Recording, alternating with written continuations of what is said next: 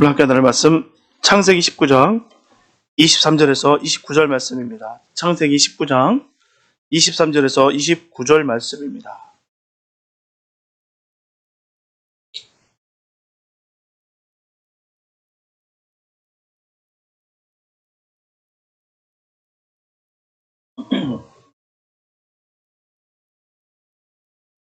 창세기 19장 23절에서 29절 말씀입니다. 주님의 귀한 말씀 봉독해 올립니다. 롯이 소알에 들어갈 때 해가 돋았더라. 여호와께서 하늘 곧 여호와께로서 유황과 불을 비같이 소돔과 고모라에 내리사 그 성들과 온 들과 성에 거하는 모든 백성과 땅에 난 것을 다 엎어 멸하셨더라. 롯의 아내는 뒤를 돌아 본 고로 소금 기둥이 되었더라.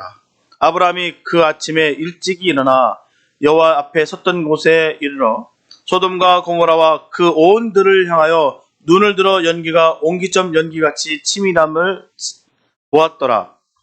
하나님이 들의 성들을 멸하실 때 곧 롯에 거하는 성을 엎으실 때 아브라함을 생각하사 롯을 그 엎으시는 중에서 내어 보내셨더라. 네. 성경에는 참 사람의 생각으로서는 도저히 이해할 수도 없고 설명할 수도 없는 정말 신비로운 일들이 참으로 많습니다. 그 중에 하나가 오늘 본문에 나오는 이 소돔과 고모라 성이 멸망하는 일일 거예요.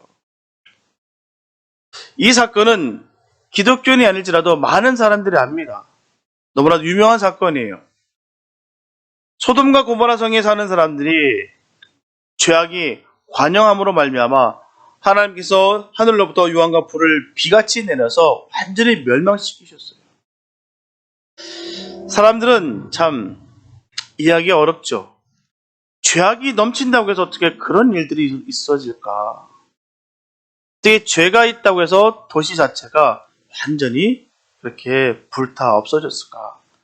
죄가 아니라 이건 분명히 자연죄일 뿐이고 그럴 수도 있는 일인데 어떻게 죄일까라고 얘기들 합니다. 그 사실을 믿지를 못해요. 죄로 인해서 그 땅에서 쫓겨남을 받는 것을 알지 못합니다. 그러나 우리는 믿는 성도들은 그 사실이 성경에 기록된 말씀이므로 분명히 그 사실을 믿습니다. 그런데 그 사실을 믿지 않는 사람들에게는 그 사실을 부인할 수 없는 증거가 있어요. 바로 팔레스타인에 있는 사해라는 호수가 그 증거물입니다. 지금도 이스라엘을 관광하는 사람들은 사해를 관광을 해요. 사해는 길이가 48마일입니다. 너비가 6에서 9마일이에요. 호수면이 바다보다도 1280피트나 낮은 호수입니다. 바로 그 호수에는 염분이 25%로 사람 몸이 저절로 뜨는 그런 호수입니다.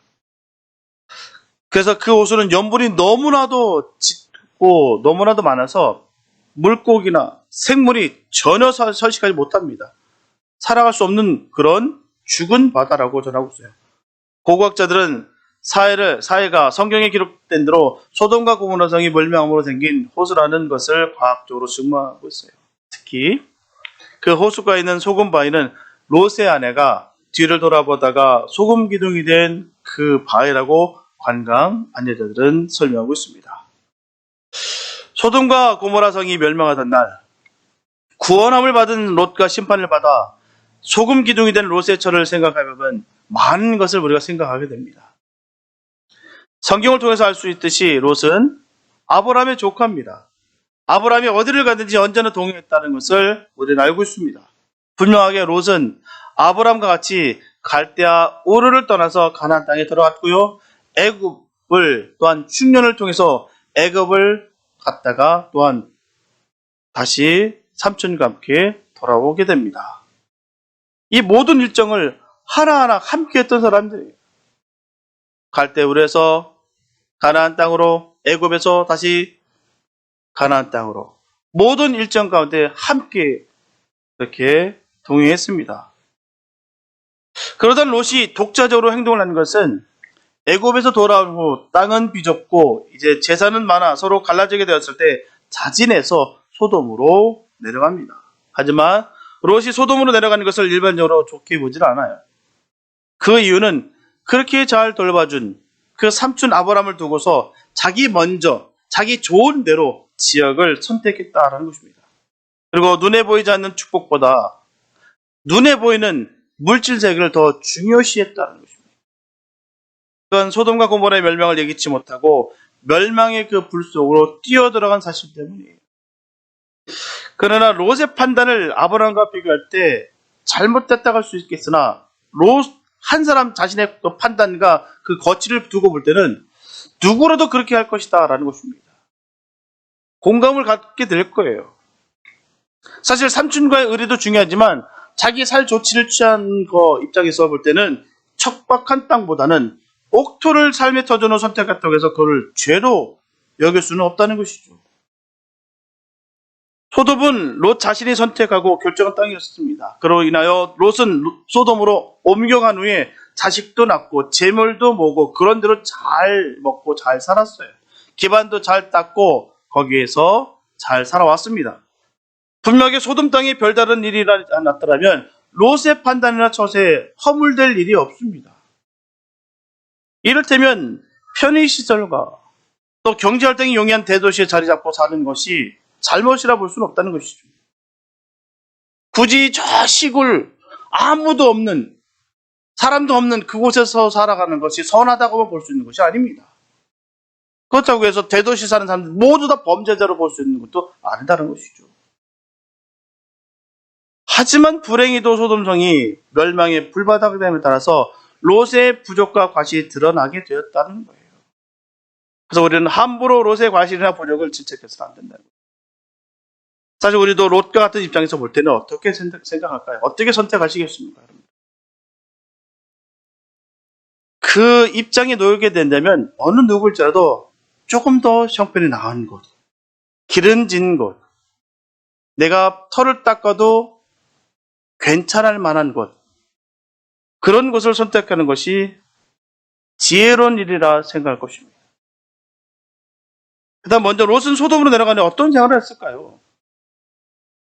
그가 소돔으로 내려간 것은 잘못된 판단을 하겠으나 소돔에서 롯은 소돔 백성들과 같은 타락한 생활을 하지 않았습니다. 분명히 롯이 좋아하는 것은 소돔의 그 부와 재물이었죠. 소돔 사람들의 그 죄악과 불의를 갈망하고 좋아서 그리로 간 것이 아닙니다. 그래서 롯은 소돔 사람들에게 인기가 별로 없었어요. 롯은 소돔 백성들의 비행과 만행을 증오하고 제지했습니다. 그렇기 때문에 소돔 사람들은 롯을 거부하고 반대했어요. 함께 어울릴 수가 없었습니다. 그래서 그들은 전합니다. 우리 땅에 들어와서 우리의 법관이 되려는가? 라고 전합니다. 롯에게 말이에요. 사사건건 시시콜콜 따르는 것이죠. 이것은 잘못됐고 결코 하나님께서 선한 것을 볼 수 없다라고 계속 지적하고 그 사람들은 계속해서 그 일이 즐겁고 쾌락을 누리는 데 있어서 전혀 그 안에 죄책감이 없었는데도 불구하고 그가 계속해서 롯은 지적하고 계속해서 그들과 함께 반목했다는 것입니다. 도저히 롯은 소돔 백성과 화합할 수가 없었어요. 그래서 그는 고민이 많았습니다. 고통이 심했습니다. 그가 어느 정도 소돔 백성들의 죄악과 싸웠는지는 알 수 없으나 베드로후서 2장 7절에 보게 되면 롯은 무법자들의 음란한 행실을 인하여 고통을 했다라고 분명히 전하고 있어요. 그래서 그는 날마다 소돔인들의 불법한 행실을 보고 들으므로 그의 의로운 심령이 상처를 입었어요. 왜 저럴까? 저 사람들은 과연 변화가 될 수 없을까? 저렇게 몸으로 즐기는 것, 본능적으로 충실한 것, 그 쾌락을 추구하는 것이 그게 옳은 것인가? 하나님께서 범하지 말라고 그 말을 했던 모든 것들을 하는데도 불구하고 전혀 개의치 않고 저렇게 희희락락 즐기는 저들의 모습을 볼 때마다 그의 가슴은 찢어졌다라는 사실입니다. 이 도시에 사는 사람들은 결코 사람답게 살아갈 수가 없을까? 분명한 것은 선택과 판단을 잘못했다고 해서 그 사람을 타락한 죄인을 규정할 수 없다는 것이죠. 그가 그곳에 자리를 터전을 잡았다 할지라도 그를 한쪽으로 우리가 매도할 수 없다라는 사실입니다. 그들의 증언을 통해서 우리가 알 수 있는 거예요. 당신이 우리의 법관이냐? 그 증언을 통해서 그의 삶의 모습을 볼 수가 있습니다. 그곳에 털을 닦고 있고 그곳에 살고 있으나 그가 죄인으로만 우리가 볼 수 없는 이유가 거기 되는 것이죠. 의인의 씨는 아무리 더러운 시궁창이 떨어져도 여전히 의인의 씨에는 틀림이 없습니다. 의인의 씨가 악인의 씨가 될 리가 없어요. 의인의 씨가 적재적소에 떨어지지 못하면 발육이 느리고 결실이 늦은 것은 사실이에요. 그리고 고충과 고난이 있는 것도 사실입니다. 그러나 마음에 뿌려진 씨앗이 의인의 씨라는 것만 분명한다면 의인으로서의 발육 성장을 위해 힘쓰고 노력하고 협력해야 됩니다. 그래서 감옥에 갇힌 죄수 중에서도 의인의 씨가 있을 수 있어요. 지금 그가 어디 있느냐, 지금 그가 어떻게 되었느냐로 그 사람의 운명을 결정 지으려고 해서는 안 된다는 것이죠. 분명한 것은 시궁창이 좋아서 누워있는 자 어디 있겠으며, 또한 타락의 물을 즐겨 마실 사람이 어디 있겠냐 말이죠. 정말 하나님의 백성이 아닌, 정말 어둠의 권세에 누워있는 그런 특수한 사람이 아닌 이상 정말 하나님의 자녀들 가운데 그것을 즐길 사람이 누가 있겠습니까? 한 번의 실수, 한 번 잘못된 판단으로 괴로워하고 고통하는 사람을 저주하고 심판하려고 하지 마시고 동정하고 긍휼함으로 건져내 주려고 해야 될 줄 믿습니다. 누구나 실수할 수 있고요, 실패할 수 있습니다. 세상에 완벽한 사람이 어디 있겠어요? 허물 없는 사람이 어디 있겠습니까? 부족하고 연약합니다. 하지만 여기서 중요한 것은 상습적이고 죄의식이 없는 것이 문제예요. 다른 사람들 다 그러는데, 그러니까 나도 그 대의에 따르는데 뭐가 잘못됐어? 다 그렇게 살아가는 것이지. 너나 할 것 없이 똑같은데 뭐. 이런 마음의 자세와 태도가 잘못된 것이지, 우리의 완벽함을 우리 주님께서도 바라시는 바가 아닙니다. 늘 넘어지고 쓰러지다 할지라도 늘 회개하고 주님께 간구하고 주님께 눈물을 흘리는 자들의 기도를 들으시고 그들의 찬양을 받으시다는 거예요. 주님은 그들에게 의인이라 칭함을 해주셨다는 것입니다. 그래서 칭의를 받는 거예요. 완벽해서 받은 사람이 어디 있겠습니까? 그러나 그 마음의 자세, 태도가 분명히 서 있어야 된다는 것이죠. 분명히 롯에게는 양심이 있었고 선한 마음이 살아 있었습니다. 그래서 롯이 천사를 대접한 것은 아브라함이 했던 그 대접과 전혀 다를 바가 없습니다. 사실 천사가 소돔에 이르렀을 때 롯은 일어나 땅에 엎드려서 절을 하며 영접했어요. 거리에서 경영하겠다는 그 천사들을 간청해서 식탁을 베풀고 무교병을 구워서 잘 대접했습니다. 뿐만 아니라 천사들에게 위험한 일이 닥쳤을 때 수단 방법을 가르지 않냐고 안전하게 보호하려고 그는 애썼어요. 아브라함이 손님 대접을 잘하다가 천사를 대접한 것 같이 롯도 손님 대접을 잘하다가 천사를 대접한 거예요. 그래서 아브라함이 생명을 걸고 롯을 구원한 것 같이 롯도 생명을 걸고 천사를 보호했어요. 그런데 롯에게 죄되는 것이 있다면 그것은 그의 연약성이 있다라고 볼 수가 있는 거예요. 연약성. 그 연약성에 대해서 우리가 한번 나눠볼까 합니다. 우리 모두가 다 연약성을 가지고 있는데 그 연약성을 어떻게 주님 은혜 가운데 극복해야 되는 것을 우리가 깨달아야 될 줄 믿습니다. 첫째, 알면서도 잘못 판단하고 알면서도 아는 대로 행하지 못하는 것이 연약함이었다는 것이죠. 롯의 연약함은 거기 있었습니다. 압니다. 모르는 바가 아니에요. 아는데도 불구하고 그가 행하지 않았다는 거예요.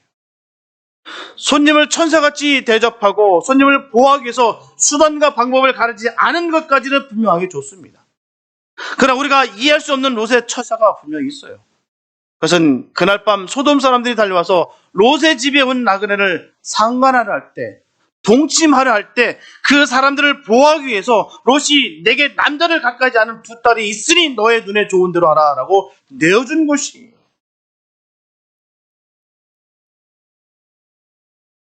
사랑하는 딸들의 정존을 악한 자들에게 다 내어주러 간 것은 결코 잘한 일이 아닙니다. 그 자체가 죄인데 죄 가운데 딸들을 보낸다는 거예요. 롯이 어떻게 그런 말을 했는지 우리 상식으로는 도저히 이해가 되지 않습니다. 분명한 것은 손님들의 신변도 보호하고 딸들의 정조도 지켜야 되는 거예요. 한마디로 이것도 지키고 저것도 지켜야 되는 것입니다. 이처럼 롯이 두 딸의 정조를 가볍게 보는 것은 자신의 정조관념이 희박하다는 증거예요. 물론 그것은 소돔 사람들에게 물든 것입니다. 왜요? 남들 다 하니까. 그 정도는 괜찮아. 이 정도는 다 눈 감을 만해. 왜? 다 하는 거니까. 이건 상식이야. 라고 넘긴다는 것이죠. 분명한 사실은 우리에게도 정함이 있는 믿음이 분명히 있어야 될 줄 믿습니다. 정함이 있는 믿음이 있어야 돼요. 하나님의 자녀들은 틀림없이 정함이 있는 믿음이 있어야 될 줄 믿습니다. 하나님의 편에 바로 서야 되는 거예요. 중간은 없습니다. 내가 사단의 편에 서느냐, 하나님의 편에 서느냐, 인 것이죠. 중간은 없어요. 우리가 죄에 대해서는 단호해야 됩니다. 끊을 건 끊어야 돼요. 주님은 미지근한 것을 가장 싫어하십니다. 차든지 덥든지 하라고 하셨어요. 두리뭉실, 대충, 사람들 그러니까 눈 가리고 아웅하면서 그렇게 평범하게 사람들에게 튀지 않게 내가 하나님 말씀 지키는 척하고 사람들의 비유도 적당히 맞추면서 하는 그런 믿음의 생활들 우리가 우리 가운데, 우리 삶 가운데 얼마나 많이 하는지 모릅니다. 지금 그 부분을 주님께서 지적하고 계시는 거예요. 그 소돔 사람들에게 물든 그 롯의 모습을 전형적으로 보여주는 모습입니다. 딸들을 내어주기까지. 그 부분은 괜찮으니까. 내가 이것을 지키는 하나님께서 허락하셨던 거기 때문에 내가 이것만은 지키는데 이것은 내가 포기해도 돼. 어둠의 이면을 그대로 갖고 가는 신앙생활은 결코 옳은 것이 아닙니다. 롯의 연약한 부분이 거기서 드러나는 거예요. 둘째, 롯의 신앙이 연약했던 것은 그 영향력이 아무에게도 미치지 못한 것으로 나타났어요. 소돔성은 의인 10사람이 없어 망한 도시입니다. 만약에 의인 10사람이 있었다고 한다면 그 성은 망하지 않았어요. 그 큰 도성에 10명입니다. 다른 몇 명도 아닌 10명. 10명이 없어서 망했다는 것이에요. 롯이 소돔성에 얼마나 오랫동안 살았는지는 우리가 알 수 없으나 그는 자기 가족까지 합해서 10사람을 전도하지 못했다는 거예요. 10사람을 의인화시키지 못했다는 것입니다. 그가 고통당하고 괴로운 것은 사실이나 소돔 사람들에게 멸시와 무시만 당했지 그가 가진 의와 선이 생명을 구원하는 진리가 된다는 것을 전하지 못했다는 것입니다. 그래서 다른 사람은 고사하고 딸들과 청혼한 사위들마저도 이 성이 망한다는 그 급보를 듣고 농담으로 여겼다는 것은 롯의 말에 신뢰도가 없었다는 말이에요. 장인이 하는 말인데도 불구하고 농담으로 여겼다는 거예요. 이스라엘 사회는 뭐 장인이 우습게 여기고 한국 사회는 장인이 무서워서 다를까요? 똑같습니다. 유대인의 사회도 똑같아요. 그 장인 어른의 자리는 높습니다. 제가 아마 장인 어른 계셨으면 몰라 결혼을 못했을 수도 있을 것 같아요. 우리 장인 어른은 그 의뢰 통과 사실이 있었거든요. 펜이랑 노트를 줍니다. 그래서 글씨 써보라고 그래요. 글씨 못 쓰면 땡입니다. 저는 악필이에요. 아마 저 같으면 아마 못했을 거예요. 장인어른이 미리 소천하셨기 때문에 제가 결혼도 할 수 있을 것 같아요. 그 많은 우리 들어보면은 그 장인들과의 관계 속에서 불편함을 참 얘기합니다. 아버지면 아버지인데 참 불편하다는 얘기예요. 왜? 그 자리가 불편한 자리예요. 참 그 자리가 어려운 자리입니다. 어렵기 때문에 불편한 거예요. 그런 장인이 얘기하는 것을 우습게 여겼다는 것은 그의 삶의 모습이 어떻다는 것을 그 신뢰도가 얼마나 부족했다는 것을 우리가 알 수가 있습니다. 사람이 얼마나 진실성이 없으면 멸망을 눈앞에 두고 하는 경고를 농담으로 여겼고 믿으려 하지 않았다는 거예요. 분명한 것은 사람이 사람을 상대해서 하는 말을 믿어주지 않을 때 참 답답함을 금할 수가 없어요. 수치심까지 느끼기도 합니다. 분명하게 나는 진정을 다해서 말을 하는데 그 말은 거짓말이다라고 여기는 거예요. 도저히 믿을 수가 없고 그 말은 지어낸 말이다라고 여기는 것입니다. 그럴 때 우리는 화를 내거나 아니면 상대방을 비방하게 됩니다. 하지만 그러기 전에 자신을 돌아봐야 될 줄 믿습니다. 내가 평소에 얼마나 신실하지 못했기에 저 사람이 내 말을 믿어주지 않는가 하는 생각을 해야 되는 것이죠. 우리가 여기서 또한 간과할 수 없는 이유는 악인들에게 전하는 얘기는 또 다릅니다. 악인은요, 의인들의 말을 절대로 듣지도 믿지도 않습니다. 아무리 얘기해도 그 말을 믿어 듣고 듣지 않아요. 귀를 틀어막습니다. 왜요? 악인이기 때문에. 하나님의 말씀을 듣지를 않았습니다. 이유는 딱 하나요. 악하기 때문이라는 것이죠. 그 안에 생명이 없고 죽어있기 때문에 아무리 살아있는 역사하는 그 주님의 말씀을 전한다 할지라도 귀를 막고 듣지 않는다는 것입니다. 우리가 바른 말을 하지 아니하고 그리고 바른 말은 한다고 하면서 바로 살지 않기 때문에 사람들이 사람의 말로 알고 죽는다고 말하는 말도 농담으로 여기게 된다는 거예요. 우리의 삶의 모습을 다시 한번 점검하게 되시길 바랍니다. 과연 우리는 삶과 말씀이 하나된 삶을 살아가고 있는지를 늘 점검해야 될 줄 믿습니다. 말씀 따로 삶 따로 아니에요. 이 말씀은 정말 우리가 죽는 그날까지 계속해서 듣고 또한 강조해도 지나치지가 않습니다. 하나님의 자녀는 말씀대로 살아가는 거예요. 죽는 한이 있어도 말씀대로 살아가는 것입니다. 왜요? 그 말씀이 생명이기 때문에 그러는 거예요. 말씀과 삶이 하나가 되어야 될 줄 믿습니다. 성도가 하나님의 말씀을 믿지 않으면서 어떻게 전할 수가 있습니까? 이 말씀이 생명의 말씀인 걸 내가 아는데, 이 말씀을 통해서 내가 살아났는데 어찌 이 말씀을 전하지 않을 수가 있겠습니까? 이 말씀을 믿지 못하기 때문에 힘이 없는 거예요. 어느 곳에 가서라도 내가 전할 수 있는 것은요, 이 생명의 말씀을 전할 수 있는 것은 나의 삶의 모습을 통해서 드러나는 것입니다. 난 도저히 예수 믿을 만한 사람이 아니야.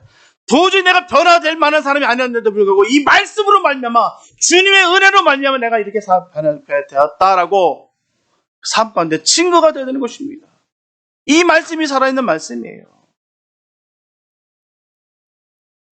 사무엘상 2장 30절 후반부에 보게 되면 나를 존중히 여기는 자를 내가 존중히 여기고 나를 멸시하는 자를 내가 경멸히 여기리라. 주님을 만으로 여기지 마시기 바랍니다. 주님을 만으로 여기게 된다면 주님은 우리를 멸시하시다.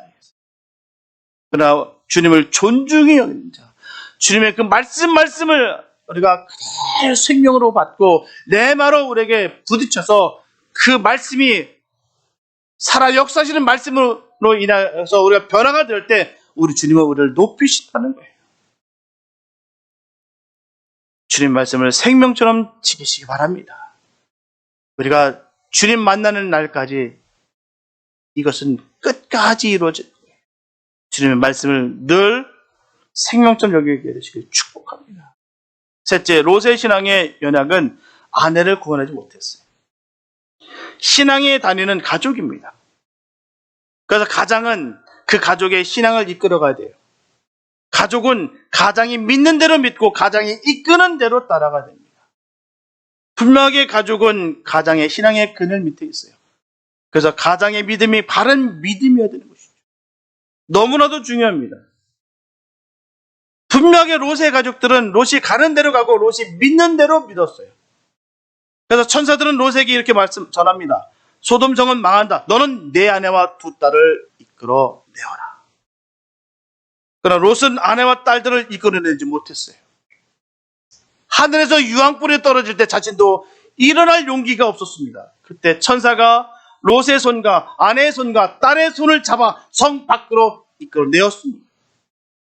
그리고 도망하여 생명을 보존하라. 뒤를 돌아보거나 들에 머물지 말고 산으로 도망하라고 말합니다. 그만큼 했으면 롯이 앞장을 섰어야 될 텐데요.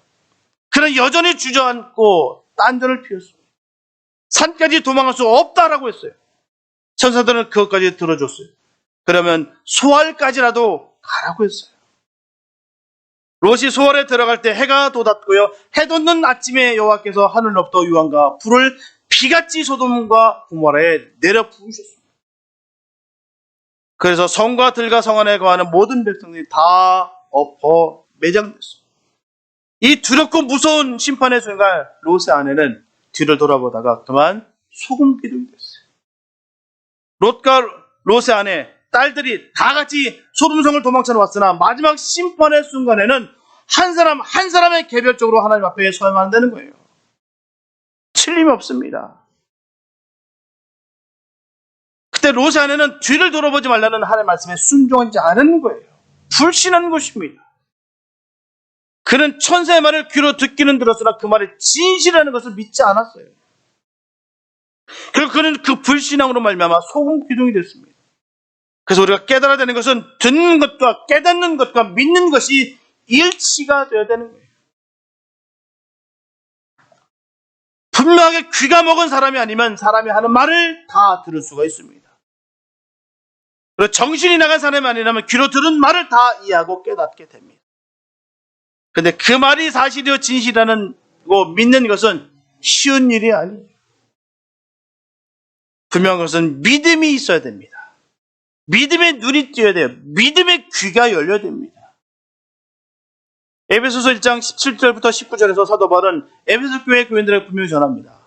아버지께서 지혜와 계시의 정신을 너에게 주사 하나님을 알게 하시고 너의 마음 눈을 밝히사 그의 부르심의 소망이 무엇이며 성도 안에서 그 기업의 영광의 풍성이 무엇이며 그의 힘의 강력으로 역사하심을 따라 믿는 우리에게 베푸신 능력의 지극히 크심이 어떤 것을 너희로 알게 하시기를 구하노라. 이 시간 우리도 마음의 눈을 밝혀달라고 기도해야 될 줄 믿습니다. 믿게 마음을 열어주셔야 성령의 임재가 임해야 주님의 말씀이 믿어지는 거예요. 믿는 것이 아니라 믿어져야 되는 것입니다. 이게 얼마나 큰 복인지 몰라요. 이 말씀 하나하나가 믿어지는 것이 은혜예요. 얼마나 큰 은혜인지 모릅니다. 아무리 설명해봐도 아무리 전해달줘도 이 말씀이 들어지지가 않아요. 한번 말씀 증거해 보십시오. 한번 전대해 보십시오. 아무리 설명하고 아무리 전해도요. 말씀들이 다 튕겨져 나갑니다. 그런데 주님의 임재가 임할 때는요. 정말 아무것도 아니에요. 하나님 당신 사랑하십니다. 이 한마디에 그냥 뒤집어지고 넘어집니다. 그런 놀라운 역사가 일어나는 거예요. 주님의 임재가 임해야 돼요. 성령의 임재가 임해야 될 줄 믿습니다. 우리는 그 신령한 그 기분을 열어달라고 늘 기도해야 되는 거예요. 아내가 소금 기둥이 되는 것을 보고도 롯은 뒤를 돌아볼 수가 없었어요. 어머니가 소금 기둥이 되는 것을 보고도 롯의 딸들은 뒤를 돌아볼 수가 없었습니다. 뒤를 돌아보았다가는 아내와 같이 어머니와 같이 소금 기둥이 된다는 것을 알았기 때문에 롯과 그의 딸들은 뒤를 돌아보지 않았습니다. 이것이 바로 하나님의 엄연신 심판이에요. 이 시간 심판은 인정과 사정에 얽매이지 않습니다. 그래서 믿는 자는 구원에 이르고 믿지 않는 자는 심판에 이르는 거예요. 이 간단한 원리이지만 이게 너무나도 중요하다는 거예요. 왜? 사느나 죽느나 문제가 여기 있기 때문입니다. 우리 하나님의 말씀이 장난이 아니에요. 믿지 않으면, 주님을 믿지 않으면 멸망입니다. 틀림없는 사실이에요. 우리 이 사실을 믿습니다. 저는 이 말씀을 믿습니다. 그렇기 때문에 생명을 다해서 전하는 거예요. 내가 어떤 수치를 당한다 할지라도, 내가 고난을 당할다 할지라도 그게 중요한 것이 아니라 한 영혼이라 할지라도 하나님의 말씀을 전해서 그 영혼이 돌아오길 바라는 마음으로. 왜요? 그 말씀을 거부함으로 말미암아 그 영혼이 멸망 가운데 있는 것은 그 마지막이 너무나도 비참하기 때문입니다. 알기 때문에 전하는 거예요. 우리도 그걸 알기를 축복합니다. 그 말씀이 정말 진지하게 그렇게 여기시기를 축복합니다. 너무나도 귀한 거예요. 믿지 않는 영혼들은 다 심판받게 돼 있어요. 주님은 분명하게 말씀하시기를 두 사람이 맷돌을 갈다가 한 사람을 데려감을 당하고 한 사람은 버려둠을 당한다고 했어요. 이 말씀은 진리의 말씀이에요. 어떤 분들 이 말씀은 막 싫어하시는 분도 있어요. 양과 염소 비유했더니 막 싫어요. 어떻게 목사 그런 말 할 수 있냐고. 그런데 성령에 있는 말씀이에요. 전하지 않을 수가 없습니다. 내가 양이 아니면 염소인 거예요. 내가 데려감을 당하지 않으면 버려둠을 당하는 그런 입장입니다. 중간은 없어요. 그렇기 때문에 우리는 전해야 되는 것입니다. 간혹 그렇게 말씀하시는 분들이 계세요. 가족 중에 한 사람만 예수를 잘 믿으면 그 사람 발 붙잡고 그냥 막 하면 된다. 절대 그럴 일 없습니다. 아무리 내 와이프가, 아무리 내 남편이, 아무리 내 어머니가, 내 친구가 아무리 열심히 기도하고 아무리 믿음 생활 잘한다고 나를 위해서 중보 기도한다 할지라도 내가 주님 믿지 않으면 멸망이에요. 한 사람 한 사람 개별적으로 역사하신다는 사실 꼭 기억하시기 바랍니다. 함께 다 소돔 땅을 다 뛰쳐나왔습니다. 그러나 뒤돌아본 순간 롯의 아내는 소돔 기도였어요. 반드시 주님 우리 만날 날이 있습니다. 분명히 만납니다. 틀리는 사실이에요. 나는 열심히 내가 교회 생활 열심히 했기 때문에, 내가 신앙생활 열심히 했기 때문에 무사 통과. 아닙니다. 반드시 만나게 되었어요. 그때 우리에게 주님께 할 말이 있어야 되는 것입니다. 주님께 할 말이 있어야 되는 거예요. 내 죄가 많아서 주님의 얼굴 못 보는 그 일이 아니라 내가 주님의 이름으로 말미암아 하나님 내가 사람을 용서했습니다. 사랑했습니다. 내가 헌신했습니다. 내가 다 내려놨습니다. 뒤도 돌아보지 않고 주님 앞만 보고 달려왔습니다. 이게 전할 수 있는 믿음의 용기가 있는 우리가 됐으면 참 좋겠습니다. 반드시 주님 만날 날이 있다는 거예요. 분명 사람은 각각 자기 믿음으로 구원을 얻고 자기 불신으로 멸망당하는 거예요. 틀림없습니다. 그렇다면 롯의 아내가 소금 기둥이 된 것은 누구 책임일까요? 말할 것도 없이 자신의 책임입니다. 자기가 뒤를 돌아봤기 때문에 자기 책임이. 그러나 롯에게도 전혀 책임이 없다라고 말할 수가 없습니다. 롯의 미지근한 신앙, 자신 없는 행동의 아내는 확실한 신앙을 가지지 못했어요. 그는 소돔성이 망한다는 말을 전적으로 믿지를 못했습니다. 그리고 소돔성을 떠날 그 필요를 전혀 느끼지 못했어요. 더 뒤를 돌아보지 말라는 명령을 쉽게 여겼습니다. 정녕 뒤돌아보는 순간 망할 것이라고 분명히 그 뜻을 알고 소금 기둥이 될 것을 아는데도 불구하고 뒤를 돌아보는 거예요. 왜요? 아깝기 때문에. 내가 잃어버릴 것이 너무나 많다고 여겼기 때문에. 이 땅에 욕심과 정욕이 너무나 많기 때문에 뒤로 돌아본 거예요. 하지만 롯이 구원받은 것은 아브라함의 기도의 은혜가 또 있습니다. 창세기 19장 29절에서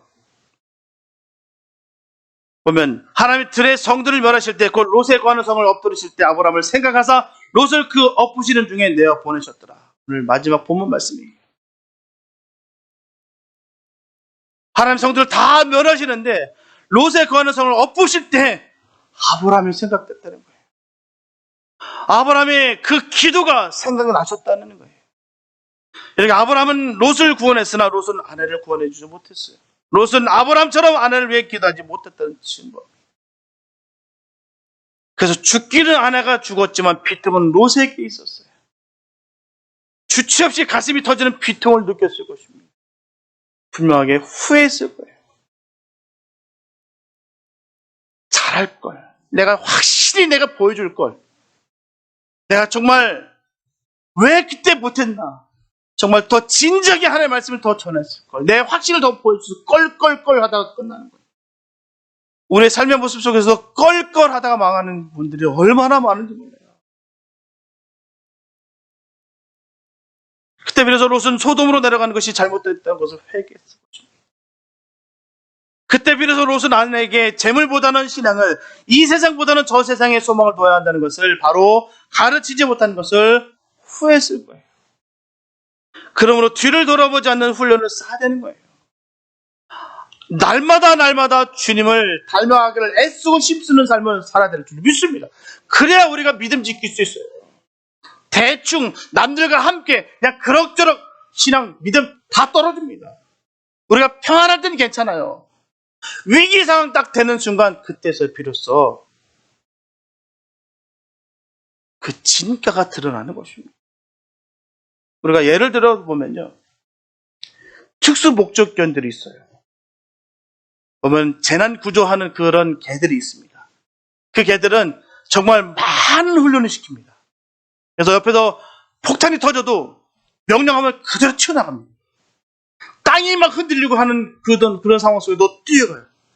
왜요? 그렇게 훈련받았기 때문에. 자기 목숨이 죽는 거, 위태로운 그거 안 보입니다. 주인이 명령하면 그대로 튀어나갑니다. 뒤도 돌아보지 않아요. 그냥 그 목적 있는 그 곳을 향해 달려갑니다. 그래서 화염에 쌓여있고 폭탄이 터지고 땅이 진동하는 그 가운데 그 구조당할 만한 그 사람들을 수색하고 찾아다닙니다. 그게 바로 특수목적견들. 그들이 훈련받았기 때문에 그렇게 할 수 있는 거예요. 실패하면 또 시키고, 실패하면 또 시키고, 계속해서 반복, 또 계속 같은 반복을 하다 보니까 그 개들이 그냥 명령만 하면 그대로 튀어나가더라는 것이죠. 저분들도 뒤를 돌아보지 않으려면 앞을 바라보는 훈련을 써야 될 줄 믿습니다. 분명히 앞에 목표물이 보이는 사람은 앞을 향하게 나가게 됩니다.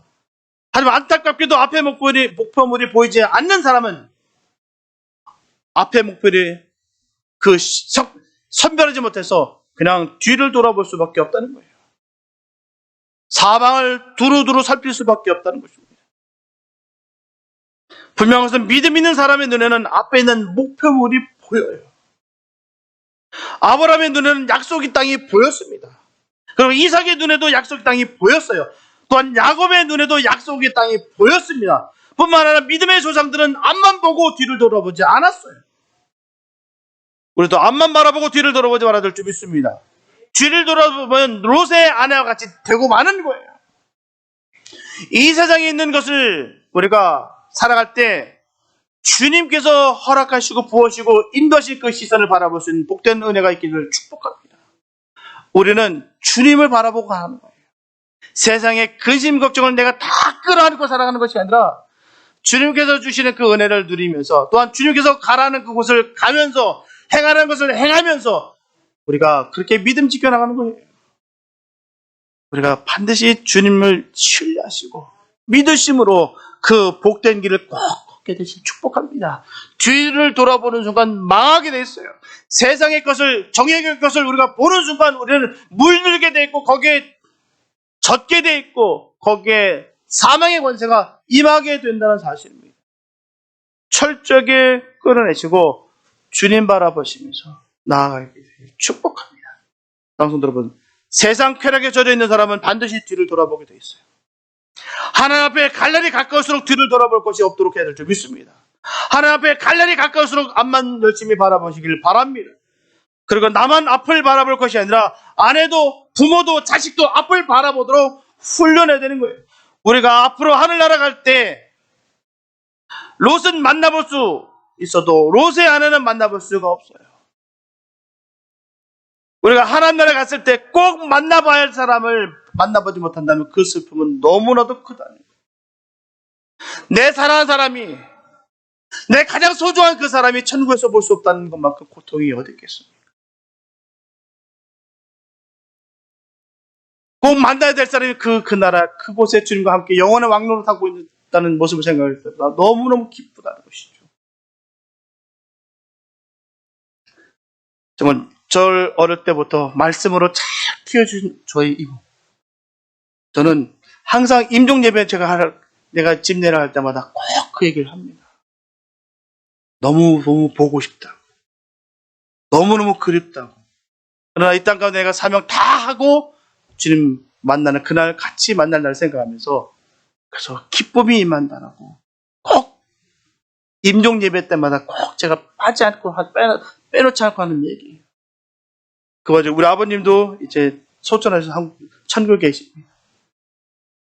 그 종갓집 종손으로서 그 모든 것을 억눌렸다가 늦지막히 예수 믿어 그 모든 것을 다 내어 던지고 그 막내 아들 목사 한번 되게 원한다고 그렇게 기도하셨는데 그 소원이 이루어졌고 그 늦지막히 그 예수 믿었던 그 종이 새벽 예배 한 번 안 빠지냐고 그 소천은 그 당시 그 순간까지라도 말씀 놓지 않고 쓰러지는 그 당시에 때도 말씀을 읽다가 쓰러진 저는 우리 천국 가면 우리 아버지 만날 거 생각합니다. 저분들 그런 은혜가 있기를 축복합니다.